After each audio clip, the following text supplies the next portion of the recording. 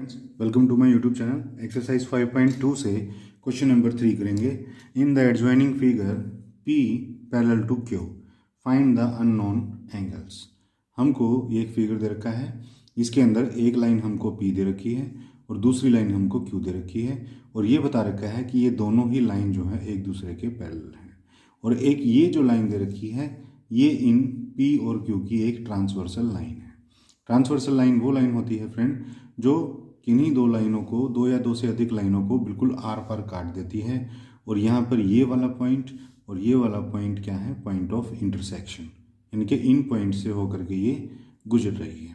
अब हमको यहाँ कुछ एंगल्स के नाम दिए हुए हैं और एक एंगल का हमको यहाँ मेजरमेंट भी दे रखा है, और हमको ये बोल रखा है कि अननोन एंगल्स का जो है वो मेजरमेंट आपको बताना है। अननोन एंगल्स कौन से हैं? एंगल ई, एंगल एफ, इनका हमको नहीं मालूम। उस तरह से ये angle A, B, C, D, इन तीनों के भी सिर्फ हमको नाम मालूम है, मेजरमेंट हमको नहीं मालूम है। तो इन सब की मेजरमेंट जो ना हमको बतानी है कि ये कितने कितने डिग्री के एंगल हैं। तो देखिए फ्रेंड, सबसे पहले हम इसको स्टेप बाय स्टेप हम इसको सॉल्व करेंगे। देखिए, सबसे पहले तो हमको एक ये एंगल दे रखा है 125 का, तो हम इसी से शुरुआत करते हैं। इसके साथ में हमारा एंगल है ये ई। अगर आप इसे ध्यान से देखें तो देखिए, ये जो 125 का एंगल है ये प्लस इसके साथ वाला एंगल ई अगर मिल जाए तो ये क्या बना रहे हैं, ये एक स्ट्रेट एंगल भी बना रहे हैं, और इन्हीं दोनों एंगल्स को लीनियर पेयर भी बोला जाता है। और लीनियर पेयर एंगल्स वो होते हैं जिन दोनों का सम 180 डिग्रीज होता है। तो मैं इसको ऐसे लिख सकता हूँ कि angle E plus 125 degrees is equal to 180 degrees, और ब्रैकेट में हम लोग लिख देंगे लीनियर पेयर। रीज़न हमने साथ के साथ दे दिया। अगर फ्रेंड्स रीज़न हम साथ के साथ नहीं लिखेंगे तो हमको इसमें से मुश्किल से 50% मार्क्स ही मिलेंगे। तो देखिए, angle E plus angle 125 degree is equal to 180 degree. Angle E हमको निकालना है, एंगल ई को आप यहीं रहने दीजिए, और इस 125 को आप इधर ट्रांसपोज करेंगे तो यहाँ क्योंकि ये प्लस में है, इधर आकर के माइनस में हो जाएगा। 180 माइनस 125 डिग्रीज, तो एंगल ई की जो वैल्यू है वो आ गई 55 डिग्रीज।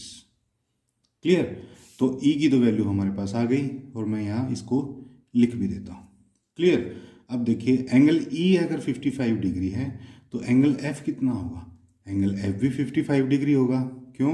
क्योंकि एंगल ई और एफ जो है वो वर्टिकली अपोजिट एंगल हैं। देखिए, एक ये वाली लाइन है और एक ये वाली लाइन है, ये एक दूसरे को कट कर रहे हैं, और मैंने आपको बताया था कि वो एंगल्स जो आमने सामने पड़ते हों इस तरह के इंटरसेक्शन के पॉइंट पे, जब ये एक्स जैसी शेप बन जाती है ना फ्रेंड, तो ये आमने सामने के एंगल बराबर होते हैं, और इन एंगल्स का नाम होता है वर्टिकली अपोजिट एंगल्स।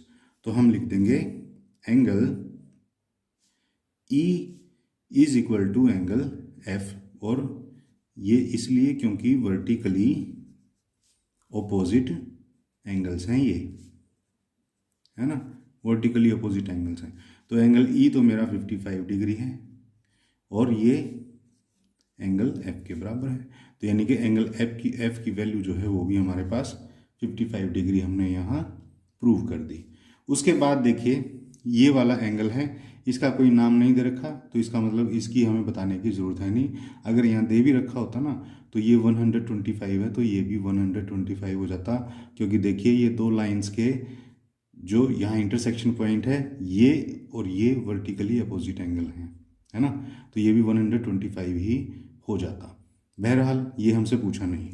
अब बात आती है इन एंगल्स की। देखिए फ्रेंड्स, ये वाला एंगल F बराबर होगा किसके? देखिए, एंगल F और एंगल D, इन दोनों का जो सम होता है ना वो होता है 180 डिग्री। देखिए, angle F plus angle D is equal to 180 degree, और इनको बोलते हैं co interior angles. Co interior angles वो एंगल्स होते हैं जो ट्रांसवर्सल लाइन दो पैरेलल लाइंस के साथ में मिलकर के बनाती है, और दोनों ही अंदर की अंदर होनी चाहिए। जैसे कि ये वाला एंगल है और दूसरा अंदर वाला एंगल ये है। ऐसे ही इसके अपोजिट में अगर होता तो ये वाला अंदर वाला एंगल और ये वाला, तो ये होते हैं को इंटीरियर। और को इंटीरियर एंगल्स का जो सम होता है ना, वो पैरेलल लाइन अगर हैं तो 180 डिग्री होता है, और ऐसे एंगल्स को बोलते हैं को इंटीरियर एंगल्स। तो ठीक है, एंगल एफ की वैल्यू हमको पता ही है 55 डिग्री है, plus angle D is equal to 180 degree. अब एंगल डी आपको निकालना है, एंगल डी को यहीं रख लेंगे 180 डिग्री, और ये 55 यहाँ क्योंकि प्लस में है, इधर आकर के क्या हो जाएगा, माइनस हो जाएगा। तो इसकी वैल्यू आ गई 125 डिग्रीज। तो डी जो हो गया वो हो गया हमारा 125 डिग्रीज। अब देखिए ये एंगल डी जो है वो बराबर है किसके, एंगल बी के।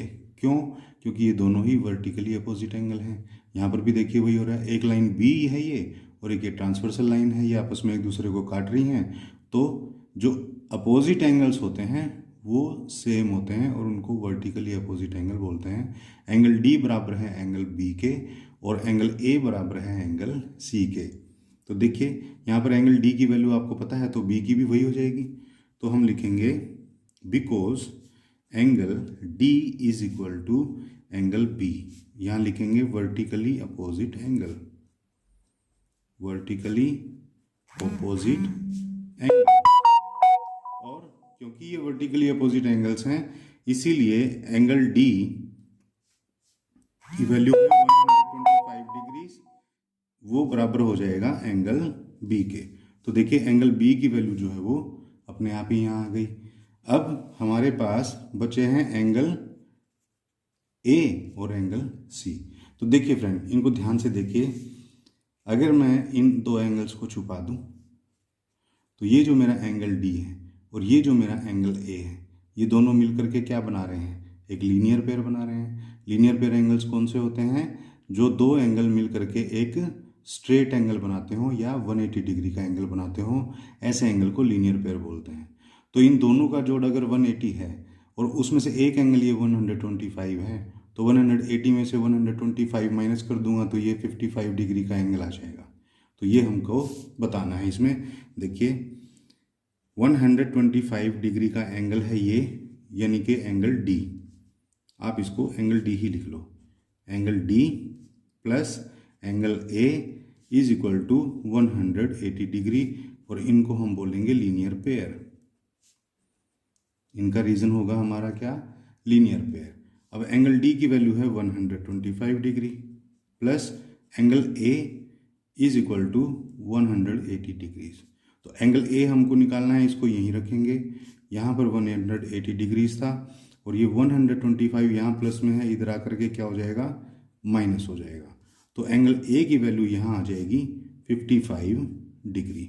एंगल ए जो है वो हमारा आ गया यहाँ 55 डिग्रीज का। क्लियर। अब हमारे पास एक लास्ट एंगल बचा है एंगल सी।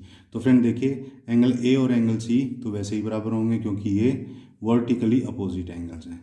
ये दो लाइंस हैं एक दूसरे को इंटरसेक्ट कर रही हैं और ये दोनों आमने सामने के एंगल्स हैं, अपोजिट एंगल्स हैं, तो ये बराबर हो जाएंगे।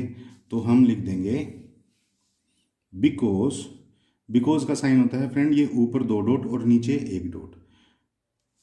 Because angle A is equal to angle C, bracket में लिखेंगे vertically opposite angles, vertically opposite angles.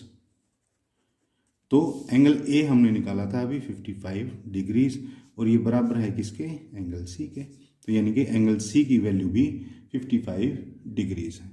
तो फ्रेंड देखिए यहाँ पर ये 55 डिग्री हो गया। अगर आपको अपना आंसर क्रॉस चेक करना हो ना कि आपकी वैल्यूज ये ठीक आई हैं या गलत आई हैं, तो देखिए एक पॉइंट के चारों तरफ का जो एंगल, टोटल जो एंगल होता है वो 360 डिग्री होता है। तो आप इन सबको जोड़ करके देख लो, अगर 360 डिग्री आ रहा है तो इसका मतलब आपके आंसर्स ठीक आए हुए हैं। देखिए 125 और 125 250 हो गए, 250 में 55 जोड़ेंगे तो 305 डिग्री और 305 में अगेन 55 जोड़ेंगे तो 360 डिग्री होगा। ठीक है, तो ये था हमारा question number 3। Friends I hope ये क्वेश्चन आपको अच्छे से समझ में आया होगा। तो फ्रेंड वीडियो अगर अच्छी लगी हो तो प्लीज़ इसे लाइक कर दीजिए, शेयर कर दीजिए और चैनल को अब तक अगर सब्सक्राइब नहीं किया है तो प्लीज़ चैनल को सब्सक्राइब कर लीजिए, क्योंकि अपने इस चैनल पर मैं 7th क्लास का complete math question to question cover कराने वाला हूँ। तो फ्रेंड मिलते हैं नेक्स्ट क्वेश्चन के लिए नेक्स्ट वीडियो में, तब तक के लिए थैंक्स।